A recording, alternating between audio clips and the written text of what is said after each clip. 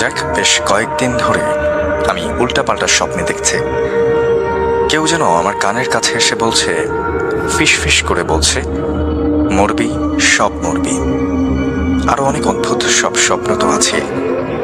তো একদিন রাত 3টায় আমি হেডফোন লাগিয়ে জোরে জোরে গানের সাউন্ড এত বেশি ছিল, তারপরও আমি স্পষ্ট শুনতে পারছিলাম যে কেউ আমার কানের কাছে এসে ফিস ফিস করে বলছে, মরবি, সব মরবি।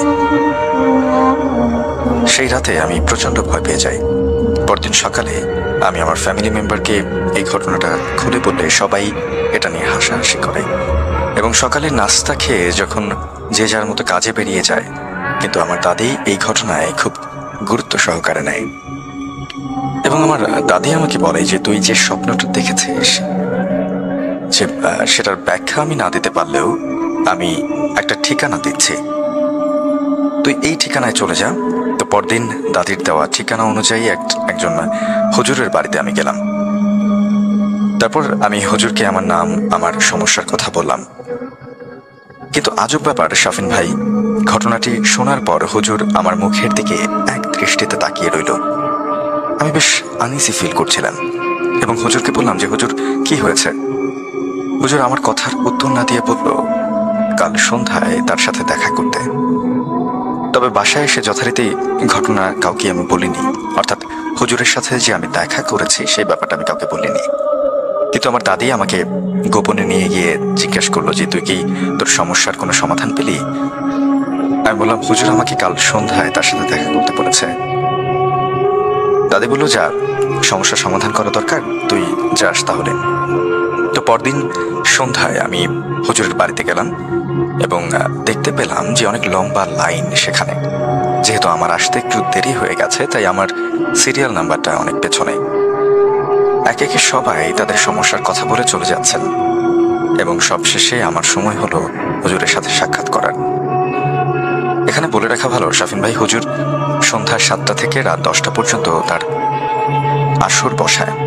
আমি হুজুরের সাথে 9টা 20-এ সাক্ষাৎ করার সুযোগ পাই, অর্থাৎ একেবারে শেষ মুহূর্তে। তো যথারীতি হুজুর আর কিছু না জিজ্ঞেস করে আমাকে বসতে বললেন মাটিতে এবং ঘরের লাইট অফ করে দিলেন এবং ঘরের 4 কোণায় 4টা মোমবাতি জ্বাললেন এবং আমি যেখানে বসেছি সেখানে একটা গোল বৃত্ত আঁকলেন তিনি। আমার মাথার উপরে হাত রেখে 5 মিনিট কি যেন পড়তে থাকলেন। আমি তখন বেশ ভয় পাচ্ছিলাম, কারণ এরকম পরিস্থিতির সম্মুখীন আমি আগে কখনো হইনি। কিন্তু তারপরেও নিজের মনকে শক্ত করে আমি চুপ করে বসে রইলাম, কারণ আমার সাথে ঘটে যাওয়া ঘটনাটা সত্যিই একটা সমাধান করা দরকার। হুজুরের মন্ত্র পড়া শেষ হলে হুজুর আমাকে যা বললেন সেটা শোনার জন্য আমি মোটেও প্রস্তুত ছিলাম না। বিশ্বাস করেন শাফিন ভাই, এটা শোনার পরে আমার মনে হচ্ছিল আমার পায়ের নিচ থেকে মাটি সরে গেছে। হুজুর আমাকে বললেন আমার উপরে কেউ কালো জাদু বা ব্ল্যাক ম্যাজিক করেছে এবং যে স্বপ্নটা আমি দেখছি সেটা ব্ল্যাক ম্যাজিকের কারণেই আমি দেখছি। আমার উপরে ভয়ঙ্কর কালো জাদু করা হয়েছে। আমি বললাম, হুজুর কিরকম কালো জাদু? হুজুর আমাকে বললেন, শয়তানকে খুশি করে তোর উপরে কালো জাদু করা হয়েছে। আমি আবারও প্রশ্ন করলাম, হুজুর শয়তানকে খুশি করার মানে বিষয়টা আমি বুঝলাম না। তারপরে হুজুর আমাকে বলল, শয়তানকে খুশি করে শয়তানের নামে একটি নিষ্পাপ শিশুকে বলি দেয়া হয়েছে, আর এই জাদু থেকে রক্ষা পাওয়া খুবই কঠিন। মাথা কাজ করছিল না আমার, আমি কি করব কিছুই বুঝতে পারছিলাম না। আমি তো কোনোদিন কারো ক্ষতি করিনি, আর আমার উপরে কার এত ক্ষোভ থাকতে পারে? কি বলবো কিছু বুঝতে না পেরে আমি হুজুরকে বললাম, হুজুর এই কালো জাদু থেকে রক্ষা পাওয়ার জন্য কি সত্যি কোনো উপায় আপনার জানা নেই? হুজুর বেশ পাতলা একটা স্বরে বলল, আছে, কিন্তু বিষয়টা খুব কঠিন। আমি বললাম, যতই কঠিন হোক আমি করব। হুজুর বলল যে শয়তানকে খুশি করে একটা নিষ্পাপ শিশু বলি দিয়ে তোমার নামে কালো জাদু করা হয়েছে। এই জাদু কাটাতে হলে তোকে 3টা নিষ্পাপ শিশু বলি দিতে হবে শয়তানকে খুশি করার জন্য। এবার আমার মাথায় আকাশ ভেঙে ফেলল। তারপর আমি নিজেকে শক্ত করে আবার হুজুরকে প্রশ্ন করলাম যে হুজুর এটা তো সম্ভব না, এটা কোনোভাবেই সম্ভব না, এছাড়া আর কি কোনো অন্য উপায় নেই? হুজুর বলল যে আরেকটি উপায় আছে, কিন্তু সেটা করলে কালো জাদুর প্রভাব পুরোপুরি কাটবে না। আমি বললাম, কি সেই উপায়? হুজুর বললেন যে উল্টাকরণ জাদু। আমি বেশ আগ্রহের সাথে প্রশ্ন করলাম, উল্টাকরণ জাদুটা আবার কি? হুজুর বললেন যে তোর উপরে জাদু করা হয়েছে, তার জাদুই তার উপরে গিয়ে পড়বে, অর্থাৎ তোর উপরে যে জাদু করেছে তার উপরেই গিয়ে জাদু পড়বে। এইসব কথা বলে হুজুর আমাকে বললেন পরশুদিন তার সাথে দেখা করতে এবং সাথে 5 কেজি মিষ্টি এবং একজোড়া মোরগ নিয়ে আসতে হবে। এবং এটাও বলে দিলেন যে দামাদামি না করে বিক্রেতা যা চাইবে তাই দিতে হবে। সে যদি একবারে লাখ টাকা চেয়ে বসে তাহলে কিন্তু তোর সেটাই আদায় করতে হবে। সুতরাং বিক্রেতার ব্যাপারে ঠিক থাকতে হবে, সে যেন বুঝে না ফেলে যে তুই সব দাম দিতে রাজি আছিস। এরপর হুজুরের সাথে সাক্ষাৎ করে আমি যখন বাসার দিকে যাচ্ছি তখন আমি স্পষ্ট শুনতে পেলাম কেউ যেন আমার ঘাড়ের উপরে হাত রেখে ফিসফিস করে বলছে, মরবি, সব মরবি, কিচ্ছু করতে পারবে না তোদের এই হুজুর। আমি এবার প্রচন্ড রকম ভয় পেয়ে যাই এবং আমি দৌড়ে বাসার দিকে চলে যাই। অর্থাৎ পথে এই কাহিনীটা ঘটে। পথে হুজুরের বাসার থেকে যখন তিনি ফিরে যাচ্ছিলেন তখন তিনি আবার এমনটা অনুভব করলেন যে কেউ তার কাঁধে হাত রেখেছে এবং তখন কানের কাছে গিয়ে ফিসফিস করে বলছে যে মরবি, তোরা সব মরবি।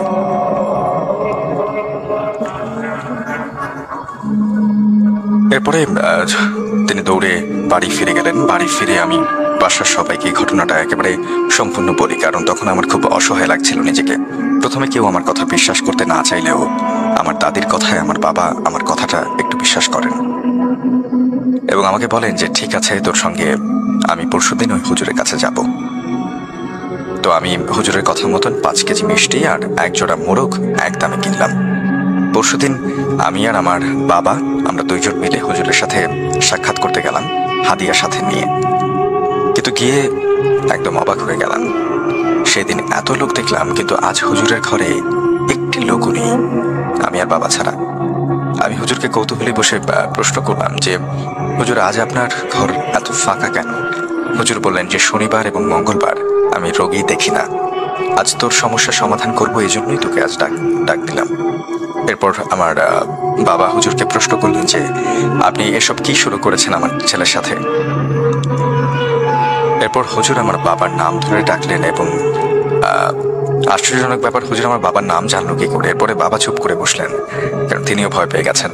এরপর হঠাৎ করে কোত্থেকে যেন 2 জন লোক এসে হুজুরের সাথে দাঁড়ালো। বাবা জিজ্ঞাসা করলেন যে এরা কারা? হুজুর বলল, আজকে এই 2 জন আমাকে সাহায্য করবে। এরপর হুজুর আমার কাছে সেই হাদিয়া এবং সেই জিনিসগুলো দুটো চায়, অর্থাৎ মিষ্টি এবং মোরগ একজোড়া। এরপর যথারীতি হুজুর রুমের সব লাইট অফ করে দেয় এবং ঘরের 4 কোণে 4টা মোমবাতি জ্বালায় এবং গোল করে বৃত্তের মতো করে আমাকে বসতে বলেন। হুজুর ওই 2 সঙ্গীকে অন্য রুম থেকে কি যেন আনতে বলেন। আমি স্পষ্ট দেখতে পেলাম তাদের হাত কালো কুচকুচে, 1 বোতল তেল আছে তাদের হাতে। হুজুর সেই তেলের মধ্যে 5 মিনিট কি যেন দোয়া মন্ত্র পড়ে ফু দিলেন এবং আমার সামনে আগুন জ্বালালেন। এরপর হুজুর আমার কনিষ্ঠাঙ্গুলি চেপে ধরলেন। এরপর আমার আর কোনো কিছু মনে নেই। বাকিটা আমি আমার বাবার মুখ থেকে শুনেছি। তো বাবার মতোই আমি বলার চেষ্টা করছি। বাবা বললেন, তুই যখন অজ্ঞান হয়ে গিয়েছিলি তখন তোর ভেতর থেকে অন্য একজন কথা বলছিল। হুজুর ওকে প্রশ্ন করলো যে কে তুই, কে তোকে পাঠিয়েছে, আর এরপর কেন এর উপরে ভর করেছিস? আমার মধ্যে থেকে ওই শয়তান জিন বলছিল আমি ওকে ছাড়বো না, ওকে আমি মেরেই ছাড়বো। তারপরে হুজুর ওই কালো মন্ত্র পড়া তেল আমার সামনে জ্বালিয়ে রাখা আগুনের মধ্যে ছেটাতেই আমি আমার মধ্যে থাকা শয়তান জিনটা চিৎকার করে ওঠে এবং হুজুর বলল, যাবি কিনা বল। এরপর জিনটার উপরে আরো অত্যাচার করা হলো। এক পর্যায়ে জিনটা আমার দেহ থেকে বের হয়ে যাওয়ার প্রতিশ্রুতি দেয় এবং সে বলে যে তাজা রক্ত চাই। এরপর হাদিয়া হিসেবে আনা একজোড়া মোরগ জবাই করে জিনকে সে তাজা রক্ত দেয়া হয়। এখানে শাফিন ভাই, জিনটাকে বোকা বানানো হয়েছে। জিনটা ভেবেছে সে আমার তাজা রক্ত পেয়েছে, তাই সে চলে যেতে রাজিও হয় এবং হুজুর বলে, তোকে যে পাঠিয়েছে তুই তার উপর গিয়ে ভর করবি।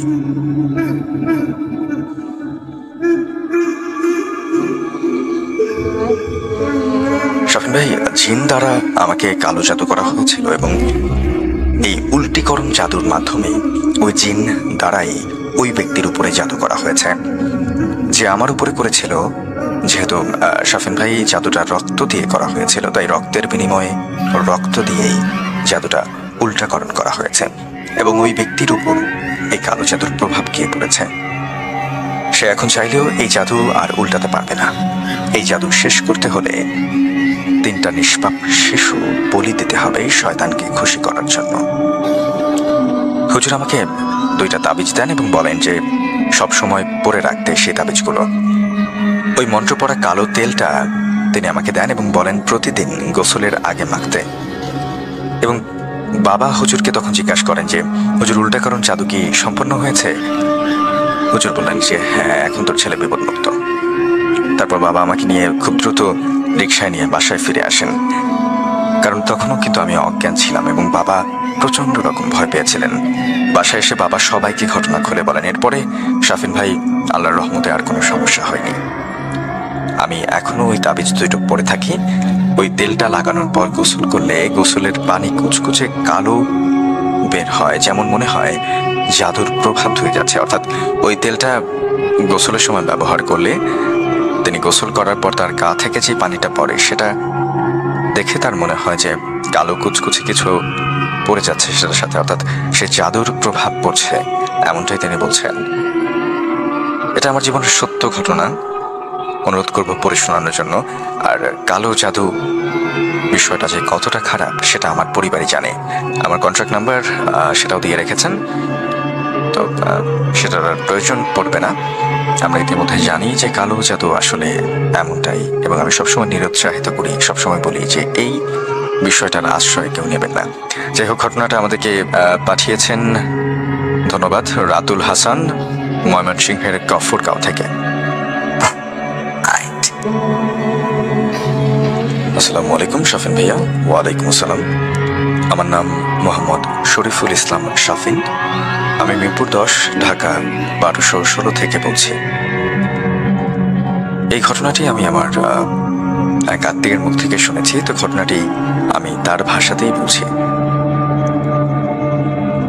ঘটনাটি ঘটে আমার দেশের বাড়ি পটুয়াখালীতে। যখন ঘটনাটি ঘটে তখন আমি 17 বছরের ছিলাম। তো দেরি না করে আমি ঘটনায় চলে যাব।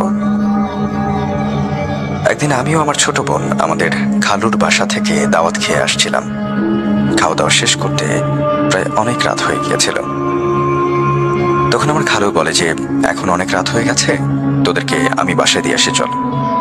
তখন আমরা 3 জন, অর্থাৎ খালু, আমি আর আমার ছোট বোন, আমরা বাড়ির পথে বের হলাম। যখন আমরা রাস্তা দিয়ে যাচ্ছিলাম তখন হুট করে এমন একটা বাতাস ছাড়লো যেন এখনই তুফান এসে সবকিছু উড়িয়ে নিয়ে যাবে। কিন্তু তেমন কিছুই হলো না। একটু পরে সামনে যেতেই সেই বাতাস আর নেই। একটু অবাক হয়েছিলাম, তারপরেও আমরা এগিয়ে যেতে লাগলাম। আর যেহেতু খালুর সাথে ছিল সেহেতু আমরা কোনো কিছু ভয় করছিলাম না। আস্তে আস্তে আমরা আমাদের বাসার দিকে এগিয়ে যাচ্ছিলাম। সামনে একটা কলা বাগান রয়েছে, অর্থাৎ কলা গাছ, তার বাগান, আর তার সামনে একটা ব্রিজ রয়েছে। তো এই ব্রিজ, তার পেছনেই একটা হিন্দু বাড়ি, যেই বাড়ির সবার সাথে আমার খালুর ভালো সম্পর্ক ছিল। খালু আমাদেরকে বললো যে তোরা 2 জন গিয়ে ওই বাড়িতে গিয়ে বস, ওখান থেকে বের হবি না, আমি এসে তোদেরকে নিয়ে যাব। আমরা একটু অবাক হলাম যে আমরা তো বাসায় যাচ্ছিলাম, এর মধ্যে এত রাতে আবার কেন অন্য কারো বাসায় যাব। তো তারপরেও খালু যা বললেন আমরা তাই করলাম। আমরা সেই বাড়িতে গিয়ে বসলাম। এরপরে খালু আমাদেরকে রেখে একটু সামনে চলে গেলেন। তারপরে খালু আমাদেরকে নিয়ে কিছু একটা করে আমাদের বাসায় পৌঁছে দিলেন। এরপর বললেন যে মা, তোরা যে রাস্তায় সারা রাস্তা এসেছিস, তোদের কোনো সমস্যা হয়েছে কিনা। অর্থাৎ খালু এরপরে ওই ব্রিজের ওখানে গেলেন, পরে আবার এসে সেই বাড়ি থেকে তাদের 2 জনকে নিয়ে গেলেন। তাদের বাড়িতে পৌঁছে দেওয়ার পরে তার খালু জিজ্ঞেস করলেন যে মা, তোরা যে এই পুরো রাস্তাটা এলি, তোদের কি কোনো সমস্যা হয়েছিল কিনা। তোরা বলে যে না খালু, তুমি তো আমাদের সাথেই ছিলে। তো খালু তখন বললো যে আমরা যখন উপর দিয়ে আসছিলাম সে ব্রিজের মাঝখানে একটা কালো ছায়া দেখতে পায়, যেটা ব্রিজের ওপাশটা দেখা যাচ্ছিল না, শুধু মনে হচ্ছিল ব্রিজের মাঝখানে একটা কালো অন্ধকার। তো খালু তখন ওখানে এসে দাঁড়িয়ে বলে যে আমার মেয়েরা আমার সাথে আছে, তারা যদি ভয় পায় তাহলে তোর কিন্তু খবর আছে। এরপরে সেই ছায়াটা একেবারে ব্রিজের শেষ প্রান্তে গিয়ে চলে এবং ব্রিজটাকে ঢেকে রাখে। তখন খালু আবার তাকে বলে যে আমার মেয়েরা যদি ভয় পায় তাহলে তোর খবর আছে, এখান থেকে তুই চলে যা। তখন ছায়াটা সেই কলা বাগানের পেছনের মাঠে ঢুকে যায় এবং একইভাবে বসে থাকে।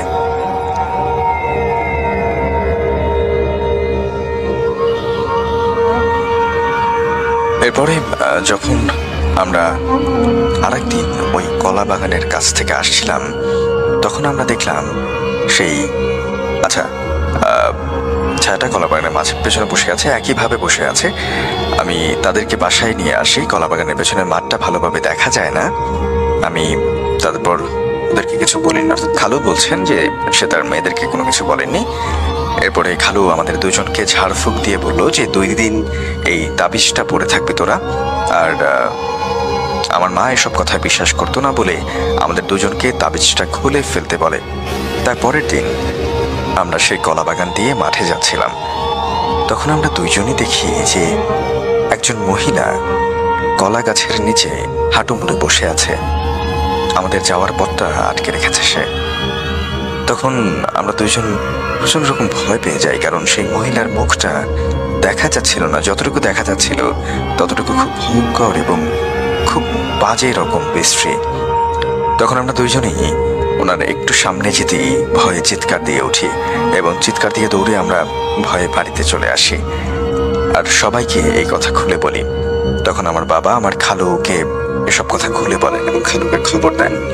আমার খালু বলেন যে ওদের গলায় আমি তাবিজ দিয়েছিলাম, সেই তাবিজটা আছে, কোনো সমস্যা হওয়ার কথা না।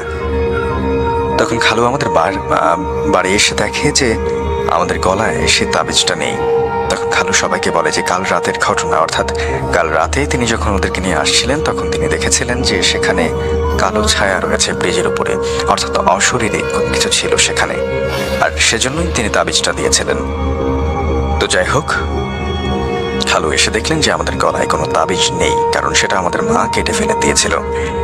এরপরে খালু সবাইকে কাল রাতের ঘটনা খুলে বলে এবং বলে যে আমি ওদেরকে তাবিজ দিয়েছিলাম, তাবিজটা খোলা ঠিক হয়নি। তখন খালু আবার আমাদেরকে তাবিজ দেয় এবং বলে যে 40 দিনের আগে তাবিজটা না খুলতে। বলতে ভুলে গেছিলাম যে আমার খালু এসব জিনিসকে দূর করতে জানে, অর্থাৎ তিনি কিছুটা হলেও এই অশরীরী ব্যাপারগুলো সম্পর্কে জ্ঞান রাখেন। বলতে ভুলে গেছিলাম শাফিন ভাই যে আমার খালু এসব জিনিসকে দূর করা জানে। এটাই ছিল আমার ঘটনা, যেটা আমার বাস্তব অভিজ্ঞতা। পরে শোনালে খুব খুশি হবে। ঘটনাটি আমাদেরকে ইমেল করে পাঠিয়েছেন শরীফুল ইসলাম।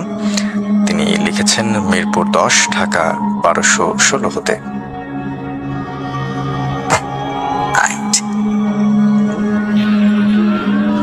আসসালামু আলাইকুম ভাইয়া। ওয়ালাইকুম আসসালাম। আমি এপি পিরোজপুর থেকে বলছি। আমার পরিবারের সঙ্গে অনেক ভৌতিক ঘটনা ঘটেছে, যার একটা আজকে বলবো ভাবছি। এটা আমাদের এখানেই একটা স্বনামধন্য হাসপাতালের ঘটনা। 2018 সালের 28শে ফেব্রুয়ারি আমার বড় মামার ছোট ছেলে সকাল জন্মগ্রহণ করে। ঘটনা ওই হাসপাতালকে কেন্দ্র করে। সিজারের পরে মামিকে যে কেবিনে রাখা হয় ওটা রাস্তার পাশে থাকায় মামি এবং সকালের একটু বেশি সমস্যা হতো, কারণ 24 ঘন্টাই ওখানে যানজটের আওয়াজ।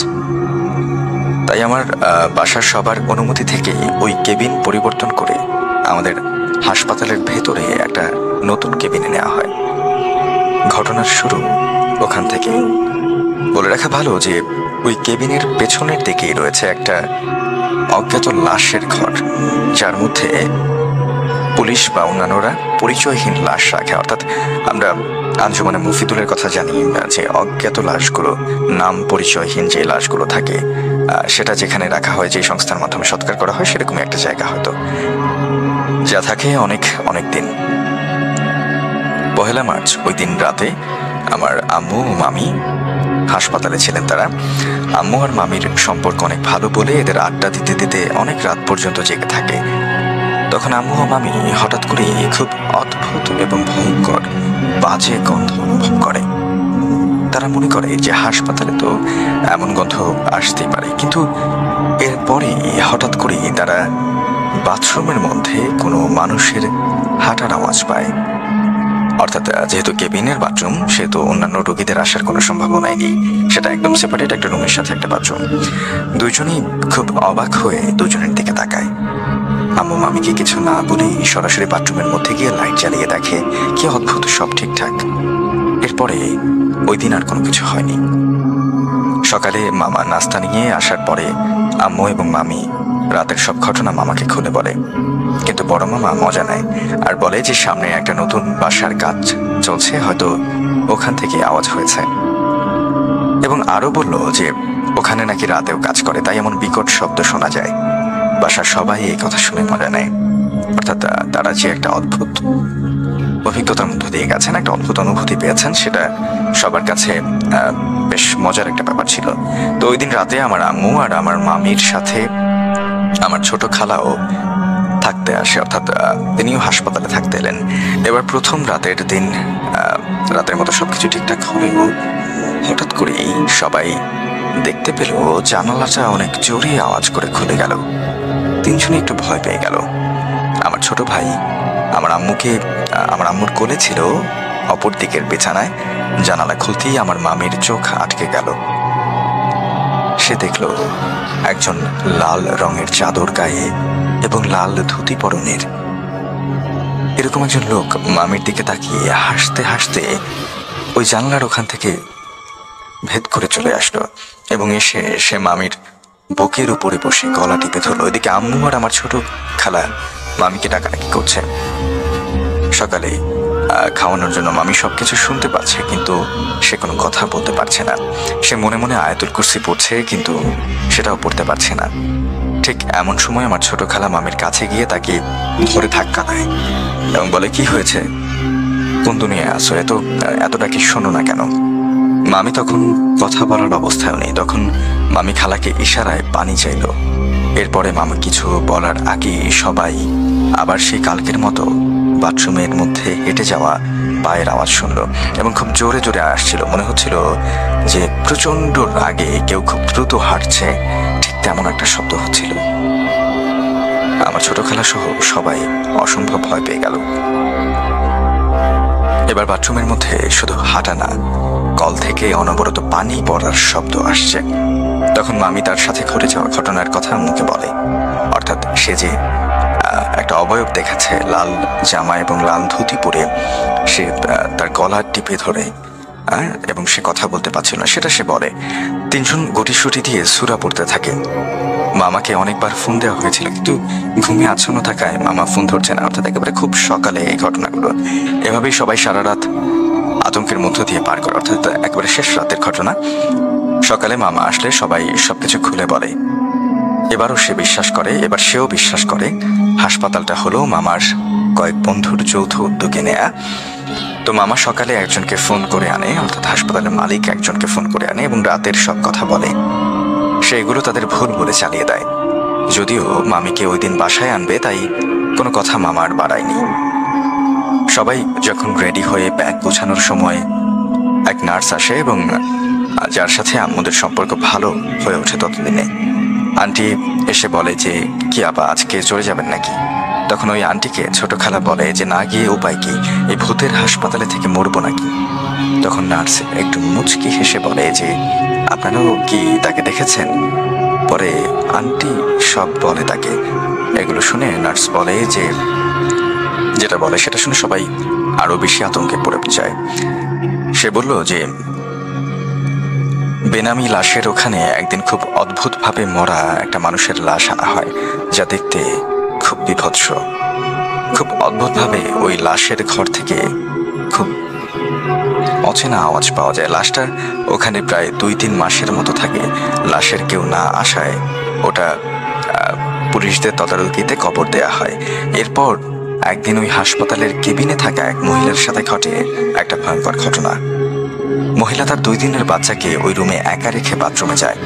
সে বাথরুমে বসে শুনতে পায় তার বাচ্চার কান্না।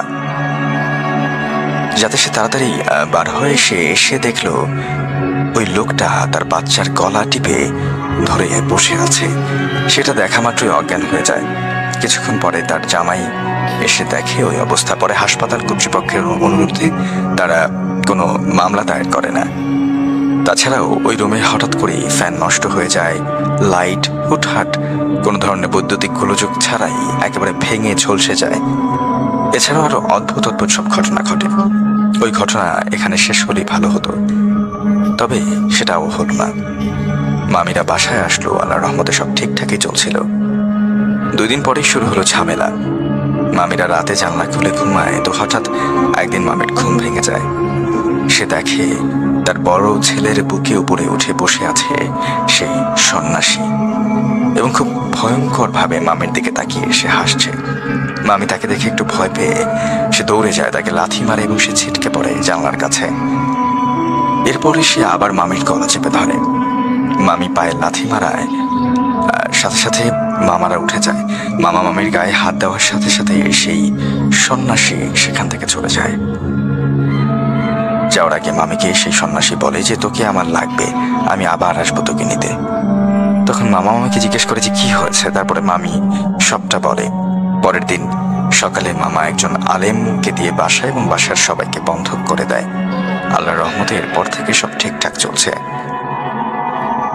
অনেক বড় তো তাই ভুল হতে পারে, ভুল হলে ক্ষমা প্রার্থী। হুজুর যেটা বলছিলেন যে এটা একটা বদ জিন হতে পারে কিংবা খারাপ কোনো আত্মা বা কোনো কিছু, তবে এখন আর কোনো ক্ষতি করতে পারবে না। এরপর থেকে আমাদের আর তেমন কোনো সমস্যা হয়নি। তবে এখনো মামি নাকি মাঝে মাঝে সেই লোককে দূর থেকে দেখতে পান। ঘটনাটা শোনালে খুব খুশি হব শফিক ভাই, ভালো থাকবেন। আসসালামু আলাইকুম। ঘটনাটি আমাদেরকে পাঠিয়েছেন এপি, তিনি লিখেছেন পিরোজপুর থেকে। চলে যাচ্ছি আরো একটা ইমেল স্টোরিতে।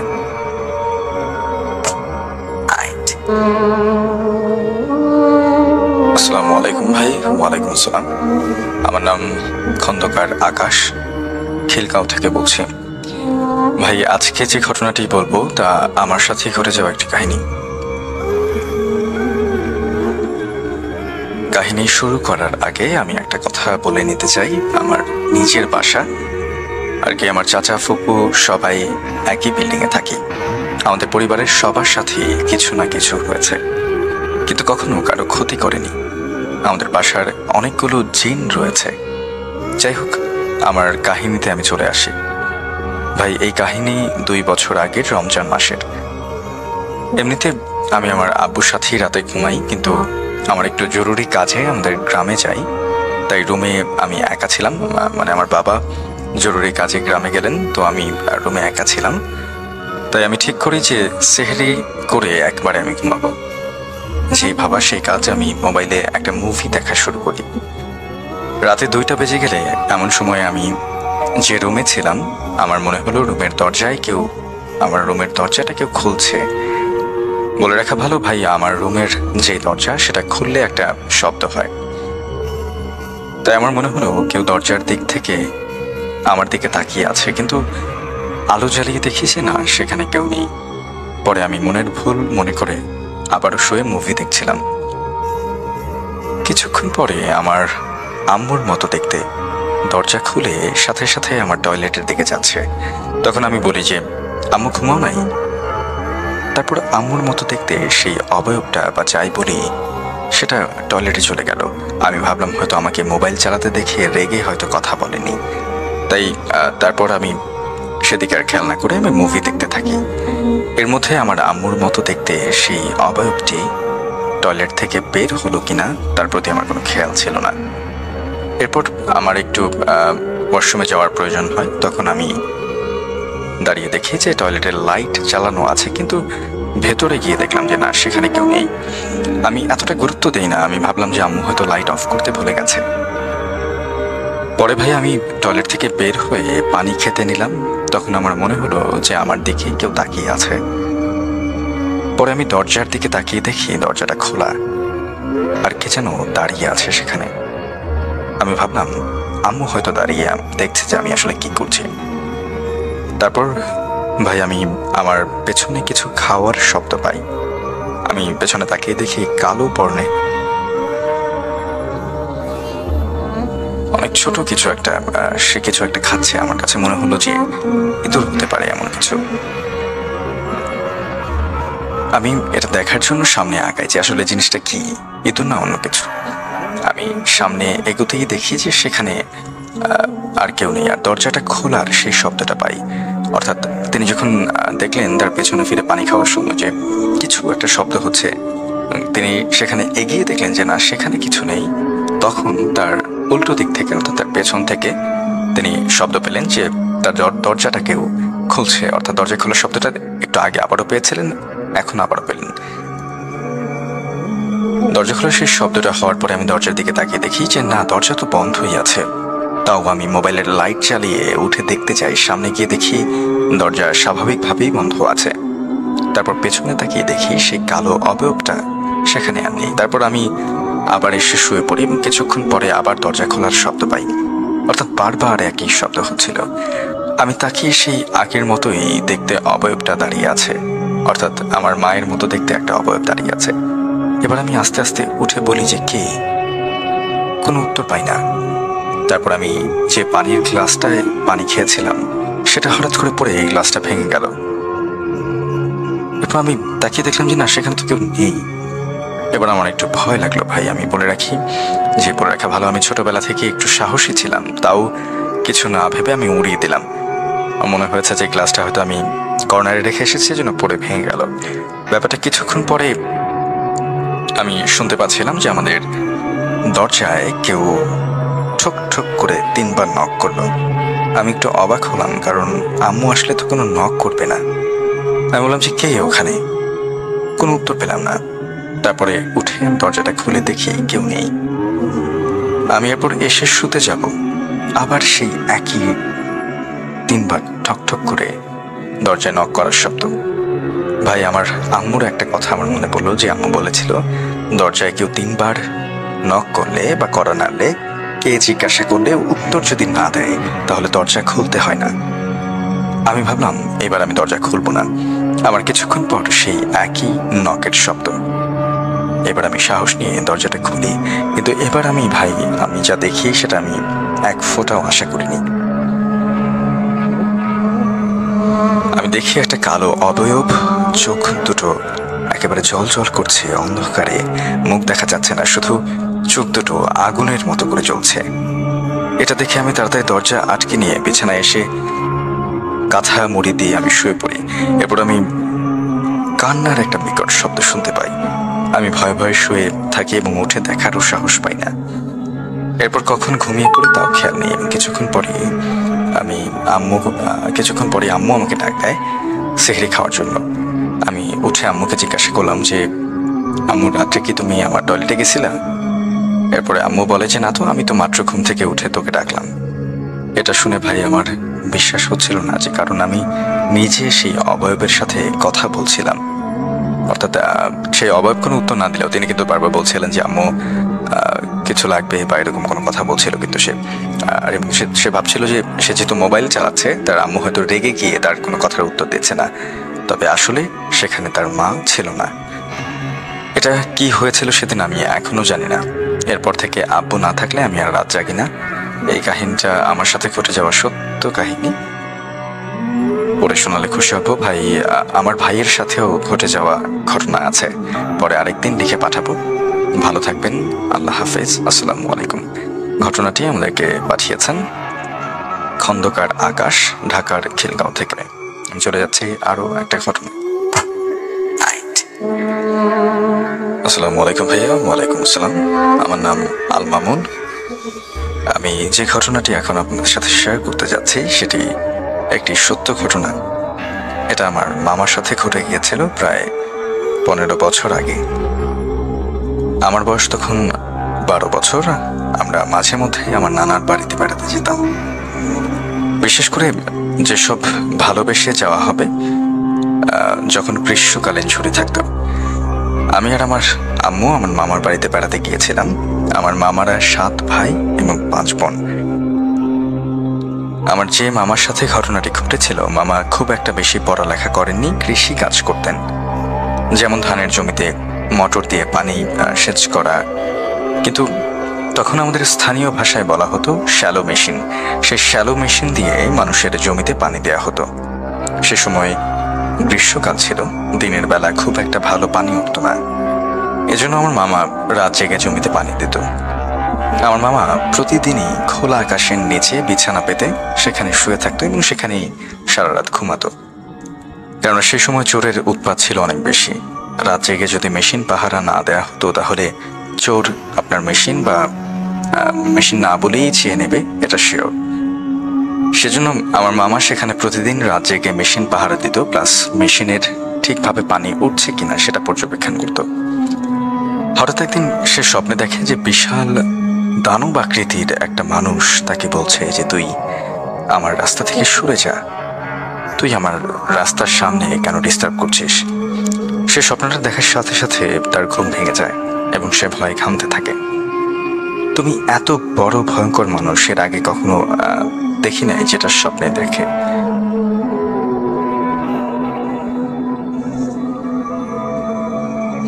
অর্থাৎ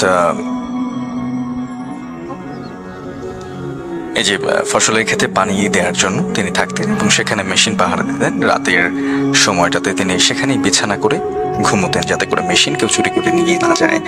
এমন একদিন ঘুমের মধ্যে তিনি স্বপ্ন দেখলেন যে একটা খুব বড় আকৃতির মানুষ, যেটা দেখলে খুব অস্বাভাবিক না যে আমাদের ভয় লাগবে, তো সেরকম একটা মানুষকে সে স্বপ্নে দেখে যে বলে যে তুই আমার রাস্তার মাঝখানে কেন আমাকে ডিস্টার্ব করছিস। তো এরপরে সে ঘুম থেকে উঠে যায় এবং সে প্রচন্ড ভয়ে ঘামতে শুরু করে। মামা বললো যে হয়তো আমি উল্টাপাল্টা ভেবে ঘুমাচ্ছি, শয়তান আমাকে উল্টাপাল্টা ভাবে ঘুমাচ্ছি, শয়তান আমাকে এগুলো দেখাচ্ছে। এগুলো ভেবে সে এটা কোনো পাত্তাই দিল না। ঘটনাটি আমার মামির সাথে শেয়ার করে এবং আমার মামি তাকে ভয় দেখায় যে তোমাকে ওখানে আর যেতে হবে না। কিন্তু আমার মামা নাছোড়বান্দা, সে ছিল অনেক সাহসী। মামির কোনো কথায় কান্না দিয়ে সে দ্বিতীয়বার আবার সেখানে গিয়ে থাকলো। আবারও সেদিন সে একই স্বপ্ন দেখে। তারপর সে একটু চিন্তিত হয়ে পড়ে, ভাবতে থাকে আমি বারবার একই স্বপ্ন কেন দেখছি। তখন তার একটু ভয় কাজ করে। আমার মামা গ্রামে ছোটখাটো কবিরাজিও করত, সেজন্য সে অনেক কিছুই জানতো। তৃতীয় দিনের মতো আবার সেখানে গিয়ে তিনি ঘুমালেন। হঠাৎ করে আবার একই স্বপ্ন দেখেন এবং তার ঘুম ভেঙে যায়। ঘুম থেকে উঠে যে দৃশ্যটি সে দেখে সেটা একেবারেই অন্যরকম। সে দেখে বিশাল দরবেশের মতো একজন মানুষ, তার সামনে একটা পা আর একটা পা পাশের গ্রামের রাস্তার উপরে এভাবে করে দাঁড়িয়ে তার সামনে ঝুঁকে আছে। দেখার সাথে সাথে ভয়ে তার বুকের ছাতিই যেন ফেটে যাচ্ছিল। সে ভয়ে কাঁপছিল। সেই ভয়ঙ্কর লোকটা তাকে বলে যে এই বেয়াদব, তোকে আমি এতবার স্বপ্ন যুগে বলেছিলাম যে তুই এখানে আমাকে ডিস্টার্ব করিস না, আমাকে আর বাধা দিস না, আমার রাস্তা থেকে সরে যায়, কিন্তু তুই আমার কথা শুনিস নাই। আজকে তোকে আমি মেরে ফেলবো। আমার মামা যেখানে ছিল সেটা গ্রাম থেকে অনেকটা দূরে মাঠের ভেতরে। আশেপাশে তাকালে কাউকেই দেখা যায় না। সে চিৎকার দিলে হয়তো কেউই শুনবে না। এজন্য সে চিৎকার না করে একটু সাহস করে তাকে বলছিল ঠিক আছে, আমাকে 5 মিনিট সময় দিন, আমি একটু সামনে থেকে আসি। তারপর আমার মামা পানি দিয়ে উঁচু করে নেয় সেই ভয়ঙ্কর অবয়ব। সেটা দেখে মুচকি মুচকি হাসছিল আর সে বলছিল তুই কোনোভাবেই আমাকে কোনো কিচ্ছু করতে পারবি না। মামা উঁচু করে নিয়েছিল, কারণ উঁচু অবস্থায় থাকলে কোনো ভূত পেতনি বা চিন পড়ি কোনো কিছুই মানুষকে ক্ষতি করতে পারে না।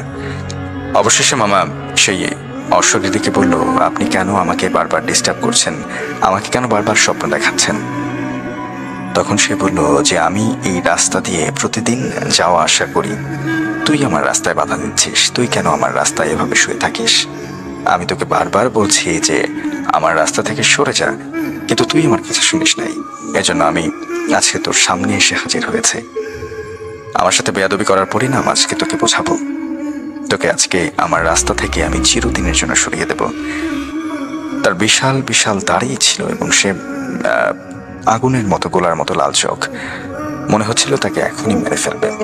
তখনই মামা তাকে বলাটা ঠিক আছে, এটা যদি আপনার রাস্তা হয়ে থাকে তাহলে আমি এখানে আজ থেকে আর আসবো না, কিন্তু আমাকে কোনো ক্ষতি করবে না, আমি আপনার কাছে মাপ চাচ্ছি। আমি ভেবেছিলাম যে স্বপ্ন দেখছি, এটা আসলে আমি এর আগে এরকম কখনো স্বপ্ন দেখি না, এই জন্য আমি বুঝতে পারিনি, আমার ভুল হয়ে গেছে। এই কথা শোনার পরে সেই অবয়ব হাসতে থাকে এবং গ্রামের রাস্তার উপর দিয়ে আছাড় দিয়ে ফেলে রেখে যায় আমার মামাকে। সকালে গ্রামের মানুষ তাকে অজ্ঞান অবস্থায় খুঁজে পায় এবং তাকে ডাক্তারের কাছে নিয়ে গেলে চিকিৎসা করে তার জ্ঞান ফিরিয়ে আসে, কিন্তু সে আর কোনো কথা বলতে পারে না। অনেক চিকিৎসা করার পরে ডাক্তাররা তাকে ভালো করতে পারেনি এবং অনেক কবিরাজ দেখানোর পরে অবশেষে আসলে কোনো কাজ হয়নি, সে এখন কথা বলতে পারে না। ঘটনাটি আমাদেরকে পাঠিয়েছেন আল মামুন, তিনি জায়গার নাম উল্লেখ করেননি। অসংখ্য ধন্যবাদ যারা ঘটনা পাঠিয়েছেন আজকের এই পর্বে সবাইকে। আমি চলে যাচ্ছি আরো একটা ঘটনা। আসসালামু আলাইকুম ভাইয়া। ওয়ালাইকুম আসসালাম। আমার নাম ইমতিয়াজ রহমান। আমি যে ঘটনাটা শেয়ার করছি সেটা ঘটেছিল আজ থেকে 3-4 বছর আগে। এটা এমন দুই বন্ধুর ঘটনা যারা প্রায় রাতেই সিনেমা হলে যেত সিনেমা দেখতে, এবং হলের শো শেষ করে বাড়ি ফিরতে তাদের প্রায় বেশ রাত হয়ে যেত।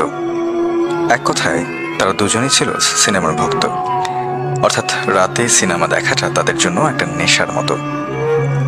তারা দুজনেই একই গ্রামে বাস করত এবং তাদের দুজনের বাড়ি ছিল পাশাপাশি।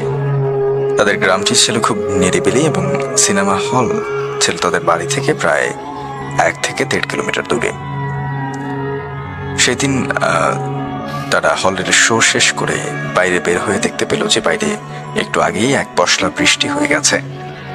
প্রতিদিন তারা হল থেকে বেরিয়ে রিক্সায় করেই বাড়ি ফেরে, কিন্তু সেদিন প্রচন্ড বৃষ্টির কারণে হলের বাইরে কোনো রিক্সা তারা পেল না, যানবাহন ছিল না, তাই তারা পায়ে হেঁটেই বাড়ি ফেরার সিদ্ধান্ত নেয়। তাদের বাড়ি ফেরার রাস্তা ছিল মেইন রাস্তা থেকে একটু ভেতরে, 2-1টা রিক্সা আর সাইকেল ছাড়া অন্য কোনো যানবাহন সেই রাস্তায় যাতায়াত করতে পারে না। রাস্তার দুপাশে ঘন জঙ্গল আর একটা মস্ত বড় বাঁশঝাড়।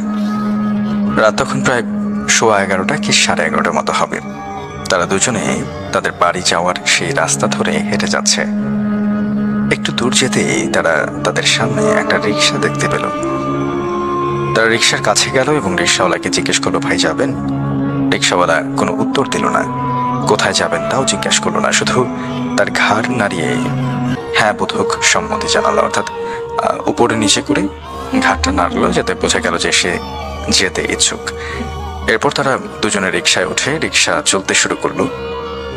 কিছু দূর সামনে এগোতেই তাদের মধ্যে একজন রিক্সাওয়ালাকে জিজ্ঞেস করলো যে ভাই, এত রাতে বৃষ্টির মধ্যে রিক্সা চালাতে আপনার ভয় করে না? কিন্তু রিক্সাওয়ালার মুখ থেকে এবার কোনো উত্তর বের হল না। এবার তারা দুজনেই একটু অবাক হয়ে গেল, কারণ তারা তো প্রশ্ন করছে, একটা মানুষ তো উত্তর দেবে। তাদের মধ্যে একজন সেই রিক্সাওয়ালার পায়ের দিকে তাকালো এবং সে হাত দিয়ে ইশারা করে তার পাশের জনকে তাকাতে বলল। তারা দুজন তাকিয়ে যা দেখলো তাদের তাদের দুজনেরই শরীর শিউরে ওঠে। তারা দেখলো রিক্সাওয়ালার পা দুটো কোনো স্বাভাবিক মানুষের পায়ের মতো নয়, বরং তার পা দুটো ছিল অনেকটা ঘোড়ার পায়ের মতো, এবং তার পা দুটি রিক্সার প্যাডেল থেকে অনেকটা উপরে, অর্থাৎ সে প্যাডেলের সাথে পা স্পর্শ না করে রিক্সা চালাচ্ছে। তারা কোনো কিছু বুঝে ওঠার আগেই হঠাৎ রিক্সাওয়ালা পেছন ঘুরে তাদের দুজনের দিকে তাকালো। এবার তারা দেখলো রিক্সাওয়ালার সেই ভয়াবহ চেহারাখানা। তার চোখ দুটো ছিল এমন যে কোনো মানুষ মারা যাওয়ার পর তার চোখ কোনো কিছুতে খেয়ে ফেললে ভেতরে যেমনটা অন্ধকার থাকে ঠিক তেমন, এবং তার মুখের উপরের মাংসগুলো অনেকটা খুলে খুলে পড়ছে এবং তা থেকে রক্ত বের হয়ে আসছে, যেমন তাজা রক্ত। তাদের দুই বন্ধুর মধ্যে একজন ছিল একটু ভীরু টাইপের।